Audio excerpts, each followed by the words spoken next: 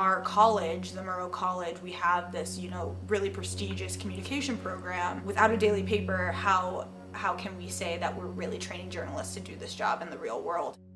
This paper is a huge part of establishing great future journalists. So my name is Gabriella Ramos. I am the outreach coordinator currently, but I also work as the Mint editor. I'm from Chicago. I moved here because I wanted to go to a college with a daily newspaper and work at that daily newspaper. It was a big draw to come to Washington State from, across the country, knowing that there was this program here. We have a long-standing tradition of being a pretty well-recognized paper. Essentially, what happened is that we just ran out of money. And we used to have this huge reserve fund that we kept pulling out of. And at the end of this semester, we were going to have completely drained our reserves.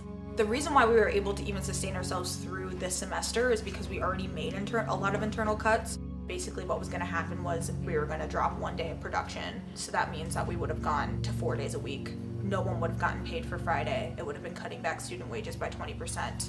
We were gonna completely have to cut the summer evergreens production, and then we really didn't know what the fall was gonna look like. We could just stay weekly like we are in the summer into the fall and just publish 1 day a week, which would be so unfortunate, or we could be 2 days a week or 3 days a week, just depending on what our finances allowed, and we were gonna have to figure that all out. And so that's kind of what got us to the point where we're like, we have to find another source of revenue for the office to keep this thing afloat.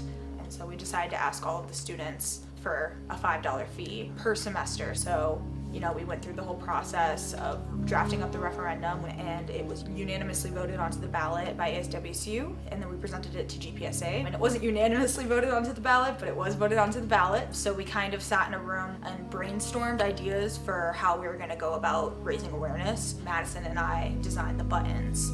Just something to put in people's hands, something people can wear on their backpacks so that everyone knows what's going on without us having to, get in their face and tell them what's going on, just maybe to make people ask questions about why they're wearing it.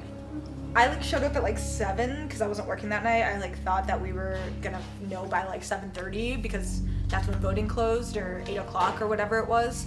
And we didn't know until almost 9:30. So we were all just waiting around. We were pacing the room, just literally counting down the seconds to find out from one of our reporters that is posted on Twitter. So we're all on Twitter all of a sudden looking to see at the results, and it said 50.8%. Everyone was really excited. It was super, super exciting. I was pretty emotional about it for sure. So yeah, we accomplished that, and hopefully no one will ever have to worry the way that we have had to for the past years. We're proud of ourselves. I'm proud of everyone who was involved.